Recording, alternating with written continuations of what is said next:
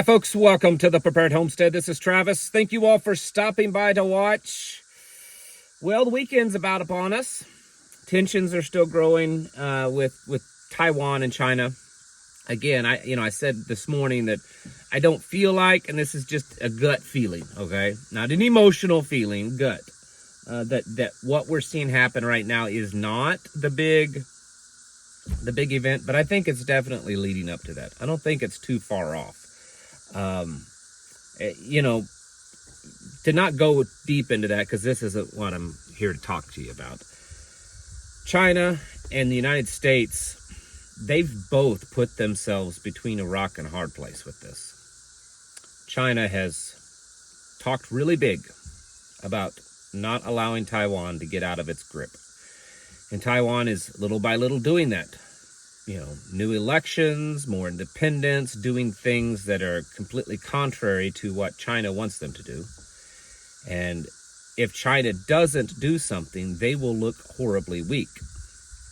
On the other hand, the United States has said that we will support them, that we will support Taiwan no matter what. And if China blockades Taiwan or moves in to take control of Taiwan and we don't do anything, and I'm not advocating that we do, I don't believe we should, but if our government doesn't do anything after all of the big talk, then we look weak. And either way, either scenario could definitely have great repercussions and great direction on whoever is going to rule the world next. So I think it is a big deal over there, but we'll see. I mean, it's the weekend, and who knows? There's always something that slips in on the weekend, and we never know what that might be. I often, and this is one of the things that I get the most flack from people, the most hate mail, the most disagreements, is I'm always encouraging people to get out of the cities. And I'm not saying you have to come here where I live. I mean, certainly don't want all of you coming here. It's just too many. But there's lots and lots of places still left in this country that you can get to that's rural enough and that has good, traditional, God-fearing, conservative people that you can be much better off. Maybe not financially. I'm not making that claim. But you're going to be... But there's way more important things in life than money. But you can be better off and not have to deal with all of this woke garbage, the prices. I look at prices of things in cities. Not that I go there. I try to avoid them at all costs. But I look at them, what I see online, and I think, my goodness, is that what people are actually paying for that? Whether it's housing or food or anything else. And while there are certainly expenses that, you have to have out here that you wouldn't have in the city, maybe just for the fact that you have to drive further to get everywhere, most things are much cheaper out here. And I've been telling people for years now to get out of the cities, because you can get out there and you can survive if you have to, especially if you get a little piece of land. Like the ability for you to be self-sufficient and just survive is going to greatly increase because you have some land around you, even if it's a small little bit, half acre even.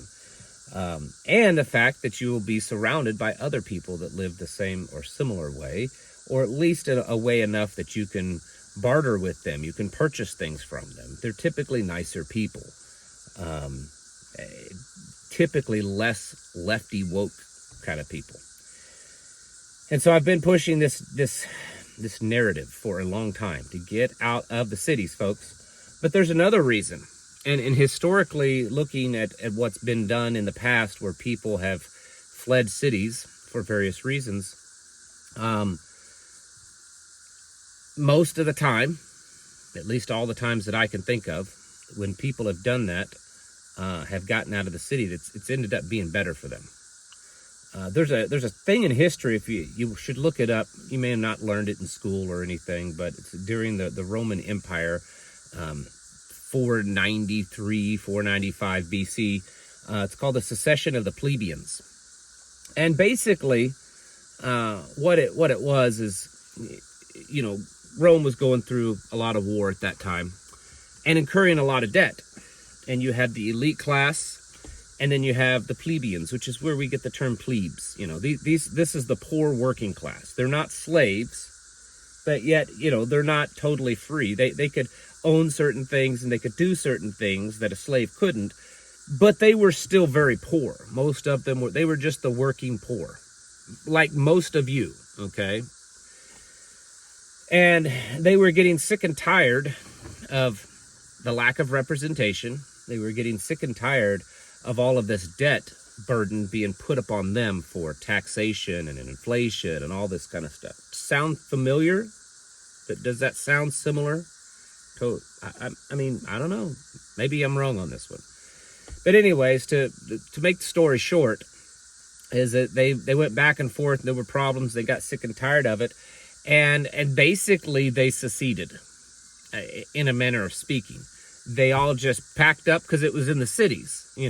People lived in the cities, and that's when you had kind of these little city states, so to speak. They were able to control what went on in the cities. That's why all of these rulers and stuff were always pushing. They build a castle and get everyone to live around that castle. That way, it's easy to control them. I mean, if they lived way off in the middle of nowhere, well, it's difficult to go out there and control them. It's dangerous, and so that's why they, all of these monarchies and all of these different forms of government throughout history, the government was the one that was encouraging people to live around the castles, to live in the cities.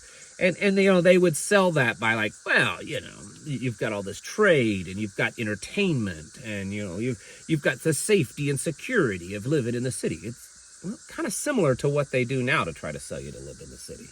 So anyways, these plebeians, they got sick and tired of it. They got sick and tired of the elites ruling their lives, spending all this money, and then expecting them, the poor people, to pay it through debt, through taxes, through inflation of their money and everything. And so they just packed up and they left. They just all left the city, and they went out in the countryside and they lived.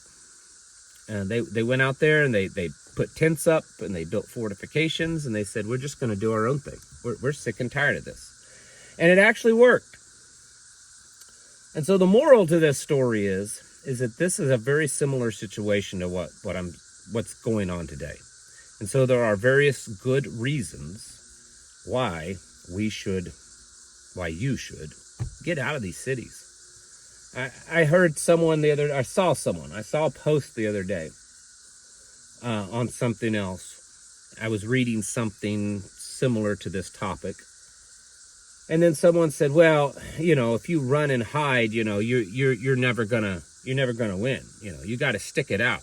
You got to stick it out. You gotta, fight for it. And you're no kind of good person if you're going to just walk away, leave that state or leave that city because it's so bad. You should stay and fight. I understand that concept, but that doesn't actually work all the time, folks. Most of these cities are completely lost. And unless you truly, honestly, completely feel that you are called to be there by the Father, you're not going to save them. It's not going to happen, especially these big liberal cities. You're not going to save them. They're too far gone. Even the medium and getting smaller size cities, they're getting that way.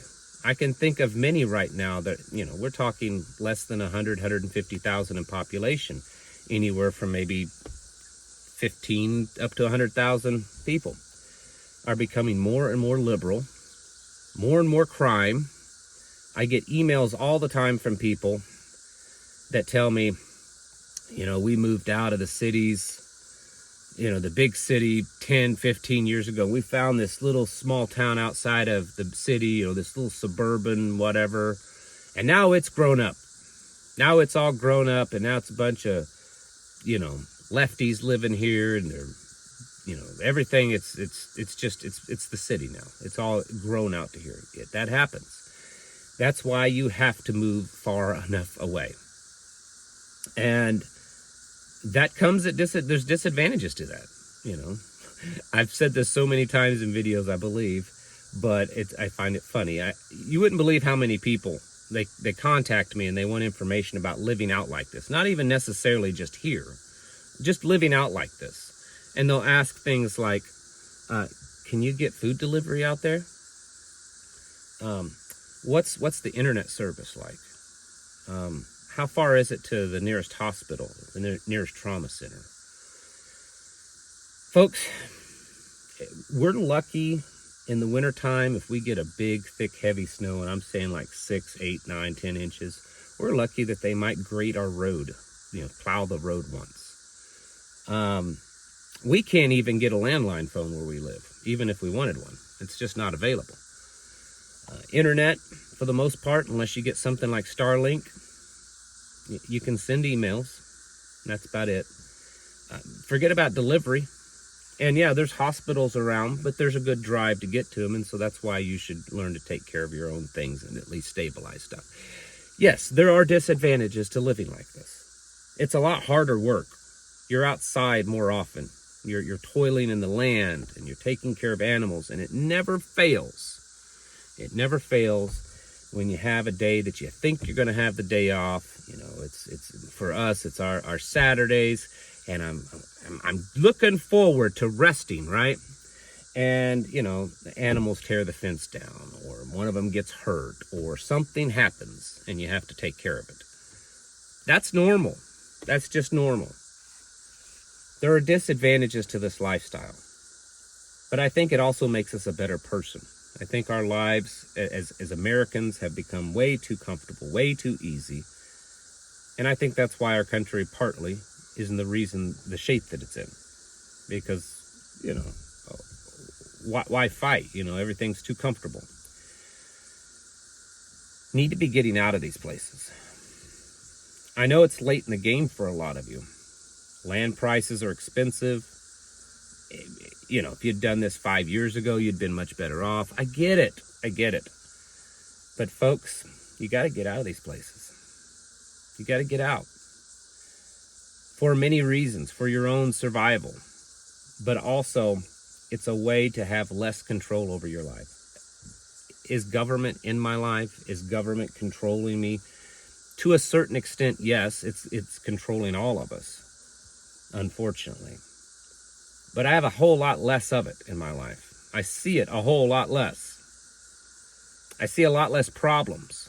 People take care of themselves mostly out here. They take care of problems for the most part out here. And I think it makes us a better people. Get out of these cities. Run. You're probably going to have to sacrifice. Probably going to have to sacrifice the size of home. I couldn't tell you how many people I know, including my own family, that live out here, that have moved out here, and they'll tell me the similar stories. Oh, wow, yeah. Especially the ones that's lived in the city. Oh, yeah, we had a nice big house. Big house, beautiful home. Nice cars.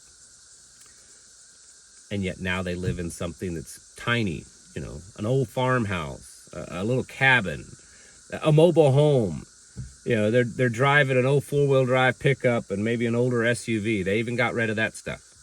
And it's not necessarily because they lost everything through a financial crisis. They just made the decision to get rid of all that debt and to get rid of all that nice comfort in exchange for stuff that helps them survive, that gives them an actual better life. It's kind of like, and I think there's a similarity here. If you look at life expectancy numbers in the United States, they're higher than they've ever been. So in theory, people are living longer than they've ever been. But what is the quality of life anymore compared to 100 years ago? 100 years ago, where people were ridden with cancer, or didn't have cancer, they didn't have the diabetes, they didn't have the weight problems, they didn't have the Alzheimer's, they didn't have all that kind of stuff. Nothing like they do now. Maybe they didn't live as long, but at least they had a good life until they perished. And it's similar to living out like this. Yeah, you may have a comfortable life, but at what cost? At what cost? It's harder to live out like this. Probably not going to live as nice. It's probably not going to be as comfortable. If you're driving some brand new, cushy, fancy car, it's not going to last on these roads out here, folks. So you should just get rid of it anyways. But overall, I believe your life will be better. You'll bring your family together. You'll work together. You'll go through troubled times together. You're not going to be stuck in front of the TV or computer screen all the time or phone, because you have to actually get out and do stuff. I believe this is part of the PSYOP, and this PSYOP has been going on for centuries, if not millennia, to take away our freedoms and to move us into concentrated little areas where we can easily or more easily be controlled. Secede from that. Get out of those places to where it's more difficult to control you, and get your own piece of land, even if it's tiny, and start figuring out how to do for your own. It's time to get your houses in order, folks, and to prepare yourselves mentally, physically, and spiritually. Thanks for watching, and I'll catch you in the next video.